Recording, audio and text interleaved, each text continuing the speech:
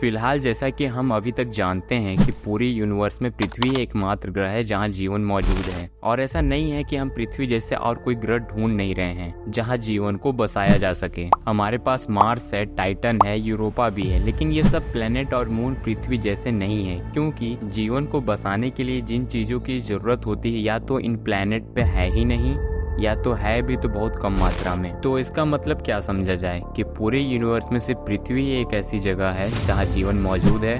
शायद ऐसा कहना गलत होगा, क्योंकि इस बात को हमें थोड़ा गौर से सोचना चाहिए। एक शोध के अनुसार जितना पृथ्वी में रेत के कण हैं, उससे भी ज्यादा यूनिवर्स में स्टार हैं। अब आप इससे अंदाजा लगा सकते हैं कि हमारी यूनिवर्स में कितने स्टार। आप लोग सोच रहे होंगे कि मैं स्टार के बारे में क्यों बता रहा हूँ, जबकि ये वीडियो तो पृथ्वी जैसे और ग्रहों को ढूंढने की है। सो मैं आपको बता दूं कि हर स्टार के पास लगभग उसका एक ग्रह होता है जो उस स्टार के चक्कर लगाता रहता है। जैसे हमारा अर्थ और बाकी 7 ग्रह हमारे सन यानी कि स्टार के चक्कर लगाते रहते हैं। अब जरा सोच कर देखिए, इतने सारे स्टार और उनके अनगिनत ग्रह, तो ऐसा कैसे हो सकता है कि पृथ्वी ही एकमात्र जगह है जहां जीवन मौजूद है? शायद ऐसा कहना गलत होगा। सो फ्रेंड्स, इस वीडियो में आपको कुछ ऐसे ग्रहों से मिलाऊंगा जिनको शायद अर्थ 2.0 कहना गलत नहीं होगा। और हाँ, ये ग्रह हमारे मंगल के तरीके बोरिंग और सूखे बंजर नहीं है। So hey guys, it's me Mehtab Ahmed और आप देख रहे हैं यूनिक वर्ल्ड। KOI 5715.01। जानता हूँ कि ये नाम थोड़ा अटपटा सा है, लेकिन अब जो है सो है। इस ग्रह को इंसानों के लिए रहने के लिए सबसे अच्छा ग्रह माना जाता है और हो सकता है कि यहाँ पहले से ही जीवन मौजूद हो। पृथ्वी से दोगुने आकार का यह ग्रह अपने सूरज से रहने लायक दूरी पे घूम रही है और तो और यहाँ पानी भी है। और जैसा कि हम जानते हैं कि पानी जीवन के लिए एक बहुत ही अहम हिस्सा है, लेकिन सबसे खास बात इसके स्टार की है। जैसा कि हम जानते हैं कि हमारा सन एक G टाइप स्टार है, जिसे हम येलो ड्वार्फ स्टार भी कहते हैं। और इस टाइप के स्टार 10 अरब सालों तक जिंदा रहते हैं और हमारा सूर्य अपने जीवन चक्र के लगभग आधे रास्ते पे है, जिसका मतलब यह है कि लगभग 5 अरब साल में हमारा सूर्य एक रेड जाइंट स्टार में बदल जाएगा। और इस प्रक्रिया में हो सकता है कि वो पृथ्वी को भी निगल ले। लेकिन वहीं हम बात करें KOI 5715.01 के सूर्य की, तो ये एक ऑरेंज ड्वार्फ स्टार है। इस टाइप के स्टार हमारे सूर्य से थोड़े छोटे होते हैं, लेकिन वो बहुत ही ज्यादा स्टेबल भी होते हैं। कुछ मामलों में इस टाइप के स्टार 70 अरब सालों तक जिंदा रहते हैं। और वहीं हम देखें तो पृथ्वी पे जीवन 4 अरब सालों से विकसित हो रही है।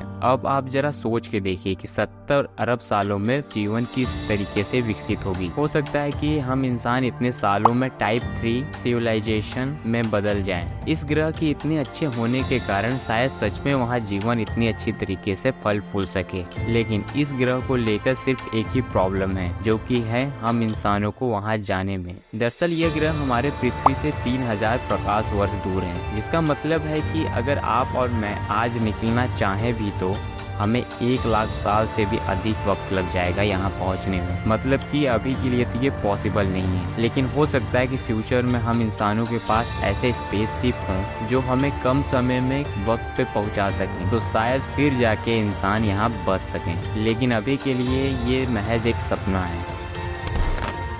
केपलर 452b एक ऐसा ग्रह जिसे हमेशा अर्थ 2.0 कहा जाता है। इस ग्रह और हमारे पृथ्वी के बीच इतनी समानताएं हैं कि ये डरावना लगता है। यह ग्रह हर 384 दिन में एक सूर्य जैसे तारे की परिक्रमा करता है, जो कि पृथ्वी पे हमारे एक साल की तुलना में केवल 5% अधिक है। इससे होगा ये कि एक महीना सिर्फ 32 दिन के हो जाएंगे, जो शायद उतना भी बुरा नहीं है। हालांकि यह एक सुपर अर्थ है, जिसका मतलब होता है कि ये हमारे पृथ्वी से 50% ज़्यादा बड़ा है। इसका मतलब अधिक जमीन, बड़े महाद्वीप और स्वाभाविक रूप से अधिक पानी। वैसे इस ग्रह की इतनी अच्छी बातें सुन के बहुत ही अच्छा लग रहा है, लेकिन इस ग्रह के कुछ नुकसान भी हैं। हालांकि ये पृथ्वी से सिर्फ 50% ज़्यादा बड़ा है, जिसका मतलब है कि गुरुत्वाकर्षण जमीन पर 2 गुना महसूस होगा और इसलिए हर किसी का वजन 2 गुना हो जाएगा। लेकिन ये उतना भी बुरा नहीं है। जहाँ तक हम बात करें केपलर 452b की, तो इस ग्रह के पास कोई भी गैसीय प्लैनेट नहीं है। और मुझे पता है अब आप लोग सोच रहे होंगे कि पृथ्वी के पास तो जुपिटर है, और जुपिटर ही वो ग्रह है